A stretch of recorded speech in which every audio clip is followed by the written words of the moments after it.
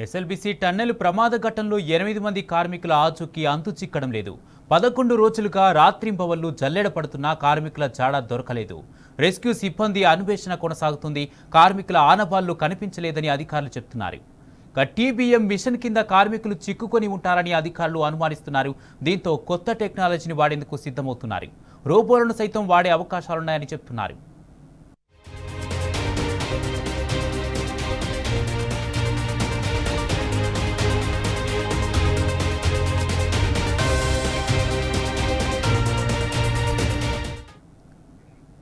SLBC tunnel ప్రమాద ఘటనలో 8 మంది కార్మికుల ఆచూకీ అంతు చిక్కడం లేదు. 11 రోజులుగా రాత్రింబవళ్లు జల్లెడ పడుతున్నా కార్మికుల జాడ దొరకలేదు. రెస్క్యూ సిబ్బంది అన్వేషణ కొనసాగుతుంది. కార్మికుల ఆనవాళ్లు కనిపించలేదని అధికారులు చెబుతున్నారు. టీబీఎం మిషన్ కింద కార్మికులు చిక్కుకొని ఉంటారని అధికారులు అనుమానిస్తున్నారు. దీంతో కొత్త టెక్నాలజీని వాడేందుకు సిద్ధమవుతున్నారు. రోబోలను సైతం వాడే అవకాశాలున్నాయని చెబుతున్నారు.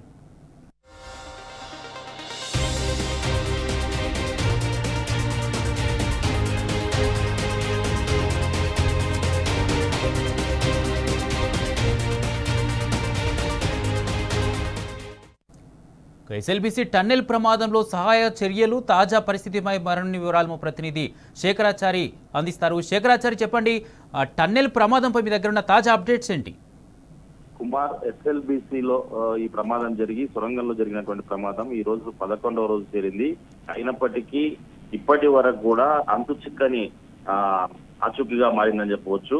అయితే అన్వేషణ అయితే కొనసాగుతుంది. ముమ్మర చర్యలు కొనసాగుతున్నాయి. ఎస్ఎల్బీసీ సొరంగం పైకప్పు ఎక్కడైతే కూలిందో అక్కడ మరీ ప్రమాదకరమైనటువంటి పరిస్థితులు అయితే నెలకొన్నాయని చెప్తున్నటువంటి పరిస్థితి కనిపిస్తా ఉంది. అయితే మొత్తంగా మనుషులు లోపలికి వెళ్తే ఎప్పుడు ఏ ప్రమాదం జరుగుతుందో అనే పరిస్థితి కూడా వచ్చిందని చెప్తున్నటువంటి పరిస్థితి కనిపిస్తా ఉంది.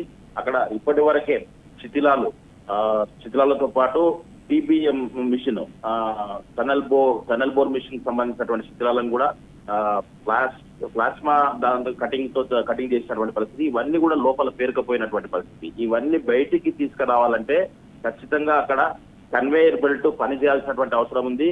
సీఎం రేవంత్ రెడ్డి స్వయంగా వచ్చి కన్వేయర్ బెల్ట్ నిన్న సాయంత్రం వరకే అందుబాటులోకి వస్తుందని చెప్పారు. కానీ అది మరమ్మతులు ఇంకా కొనసాగుతున్నాయని చెప్పేసి ఇప్పుడు కూడా కొద్దిసేపటి క్రితం కూడా అధికారులతో మాట్లాడితే అది ఇంకా కొంత టైం పట్టే అవకాశం ఉంది. మధ్యాహ్నం సాయంత్రం అందుబాటులోకి వస్తుందని చెప్తా ఉన్నారు. అయితే అది అందుబాటులోకి వస్తే లోపల పేరుకుపోయినటువంటి ఏవైతే ఈ శిథిలాలు ఉన్నాయో, ఏవైతే తొలగించినటువంటి శిథిలాలు ఉన్నాయో, ఏవైతే ఈ మట్టి బురదకు సంబంధించినటువంటి ఉన్నాయో అవన్నీ కూడా బయటికి తీసుకొచ్చే అవకాశం ఉంది. అది బయటికి తీసుకొస్తే లోపల పరిస్థితిని బట్టి మరికొంత అన్వేషణ లోపలికి వెళ్లి చేసే అవకాశం ఉంది.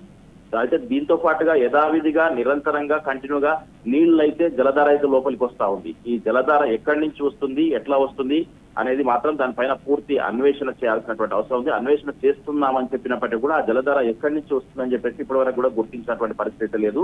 లోపల అది గుర్తిస్తే, అది కట్టడి చేస్తే కొంత మెరుగైన ప్రయత్నం అయితే జరిగేట్టుగా కనిపిస్తా ఉంది. అయితే లోపల ఆ జలధార బంద్ అయితే లోపలికి వెళ్లి ఏదైతే రెస్క్యూ టీమ్స్ పోతా ఉన్నాయో వాళ్లకు వెసులుబాటుగా కొంత పని ముందుకు వెళ్లే అవకాశం ఉంది.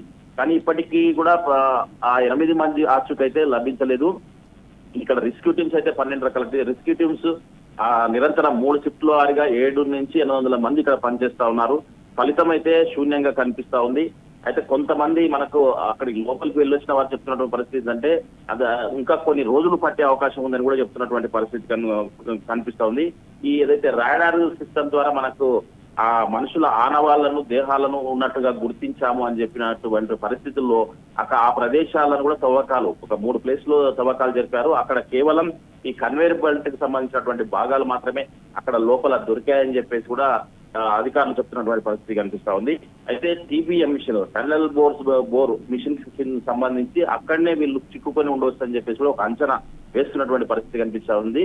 దీంతో పాటుగా దీనికి సంబంధించి సొరంగంలో పేరుకుపోయినటువంటివి అయితే ఖచ్చితంగా తొలగిస్తేనే అక్కడ పని ముందుకు సాగే అవకాశం ఉంది. రోబోలను కూడా వాడే అవకాశం ఉంది అని చెప్పేసి దానిపైన కూడా చర్చిస్తున్నామని చెప్పేసి కూడా అధికారులు చెప్తున్నటువంటి పరిస్థితి కనిపిస్తా ఉంది. ఇక్కడ దగ్గరుండి నాగర్ కర్నూల్ కలెక్టర్ బదావత్ సంతోష్ తో పాటు ఎస్పీ గైక్వాడ్ వైభవ్ రఘునాథ్ వీళ్ళ దగ్గరుండి పరిశీలిస్తా ఉన్నారు. వీటికి సంబంధించినటువంటి ఏవైతే రెస్క్యూ టీమ్స్ ఉన్నాయో వాళ్ళకి సంబంధించినటువంటి ఉన్నతాధికారులు కూడా ఇక్కడే ఉండి ఎప్పటికప్పుడు క్షుణ్ణంగా వాటిని ప్రయత్నిస్తా ఉన్నారు. విషయం అంటే వాళ్ళ షిఫ్ట్ల వారీగా పనులు చేయిస్తా ఉన్నారు. కానీ అధికారికంగా మాత్రం లోపల నుంచి విషయం మాత్రం బయటికి రావడం లేదు. దీనికి సంబంధించి ఇప్పటికి 11 రోజులైంది. 11వ రోజు కూడా నిరంతరంగా కొనసాగుతున్నప్పటికీ అయితే నిన్న సీఎం రేవంత్ రెడ్డి మొన్న వచ్చిపోయిన తర్వాత నిన్న మంత్రులు ఇక్కడ వైపు కూడా ఎవరు రాలేదు. కేవలం అధికారుల పర్యవేక్షణలోనే ఇదంతా కూడా అన్వేషణ కొనసాగుతుంది. మరి ఈ రోజు ఎలాంటి పరిస్థితులు ఉంటాయి, తర్వాత ఈ కన్వేయర్ బెల్ట్ పని చేస్తుందా లేదా అనే దానిపైన కూడా, కన్వేయర్ బెల్ట్ పని చేయకపోతే లోకో ట్రైన్, ఆ ట్రైన్ ద్వారానే ఇప్పటికీ లోపల ఉన్నటువంటి అంటే ఈ సహాయక చర్యలు చేపట్టేటువంటి సిబ్బంది లోపలికి వెళ్ళాలి, దాంట్లో ఎక్విప్మెంట్స్ తీసుకెళ్లాలి, దాని ద్వారా మళ్ళీ వాళ్ళు తిరిగి రావాలి. లోపల ఏదైనా ఇరుకైన ఇబ్బంది పెట్టేటువంటి శిథిలాలు కానీ మట్టి కొంత బోగిల ద్వారా తీసుకొస్తా ఉన్నారు. ఇట్లా తీసుకొస్తే ఇంకా ఈ పనులలో జాప్యం అయ్యే అవకాశం ఉంది. ఇది కాకుండా కన్వేయర్ బెల్ట్ ఎట్టి పరిస్థితుల్లో అందుబాటులోకి వస్తేనే కొంత మెరుగైనటువంటి సహాయక చర్యలు చేపట్టే అవకాశం ఉందని చెప్పేసి కూడా సహాయక చర్యలు చేపట్టిన పరిస్థితి కనిపిస్తా ఉంది. మరి ఇక్కడ ఇప్పటి వరకు అయితే అంతు చిక్కని ఆచూకీగానే మారింది. Right, thank you Shekharachari.